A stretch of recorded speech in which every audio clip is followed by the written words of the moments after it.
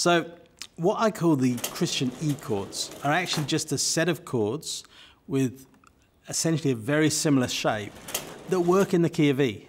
And also if you use a capo, they'll work in the key of G as well. This means that with these few chords, you could probably learn everything you'll ever need to play worship for a small group or a small worship time. By describing these chords, I'm not advocating for being a lazy musician, okay? We should all desire to improve in every way that we can, but these chords are a great starting point.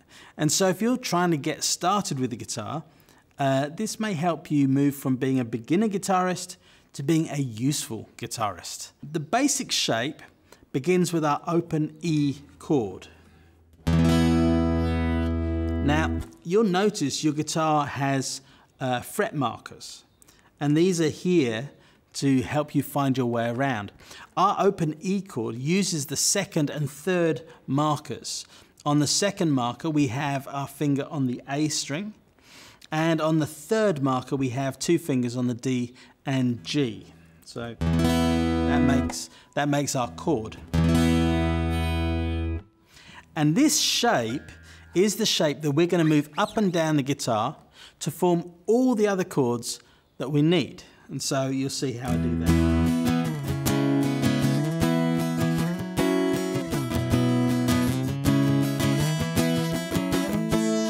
And so we can move that same shape. I'm not moving my fingers across, I'm not changing the gaps between them, I'm just playing that same shape up and down the neck. So let's look at what these other chords are. We've got our E, so now let's look at B. Now B is the fifth in the key of E, and so it comes up a lot. Our finger that was on the second marker is now on the second fret, and the rest of the shape moves with it.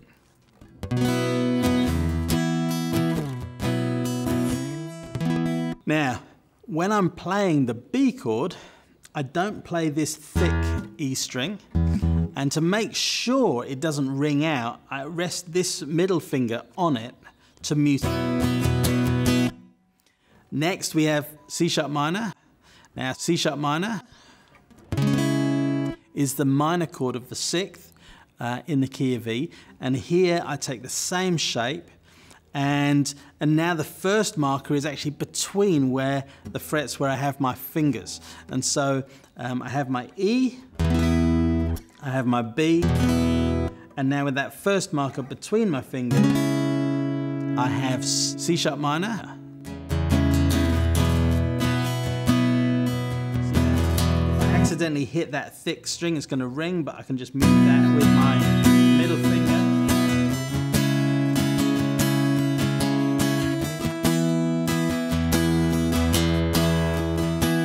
So that's a 1, 5, 6 minor sequence. To get the 4, I slide my shape all the way down so my index finger actually moves past the nut off the guitar. And this is now my A chord. So now I have E, B, C sharp minor, and A. And so I can play pretty much every pop song that was ever written, okay? Now there are 4 other chords we can get without changing this shape. The first is D.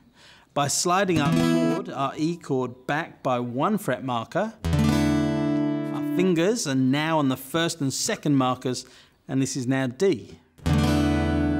Another chord is F sharp minor. With this chord we move from the E position up 2 frets, another 2 frets, and we've got G sharp minor, which is the minor chord of the third in the key of E.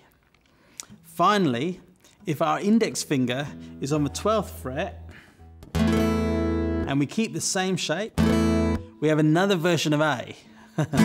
So you can see how without changing that shape, I've got a ton of chords right under my hand, and that's going to be really useful for playing a lot of songs, at least if I'm in the key of E it will. Now there's 2 variant chords which are now useful. The first is attached to our E chord.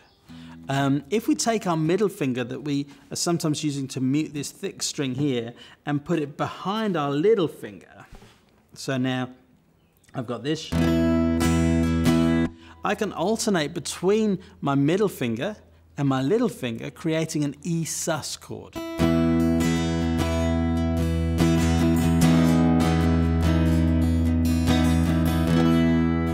So you see how it creates this E sus. Now if I want to develop that further, I can also move my first finger down 1 fret, and now I'm actually sort of doing a descending pattern, which is going to be my B over D sharp.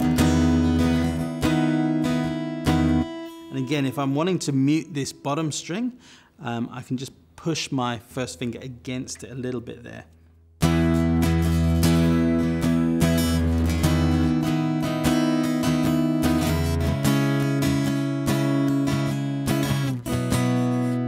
So that idea of doing either the sus or of doing the descending, obviously I can do that in other places as well.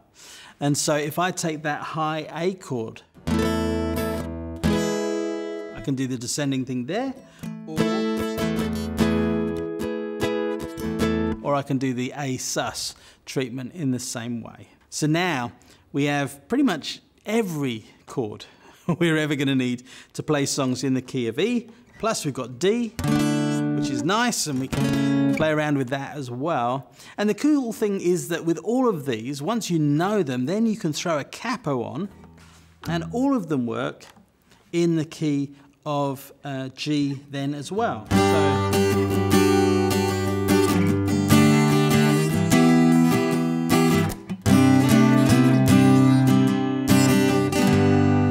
So in this case, with the capo on, the capo now becomes my nut, and the spacing of those chords and those shapes is just, I reference the capo as the nut and I keep the same distance as I was before. And that's basically how that works. Give it a go, see how you get on.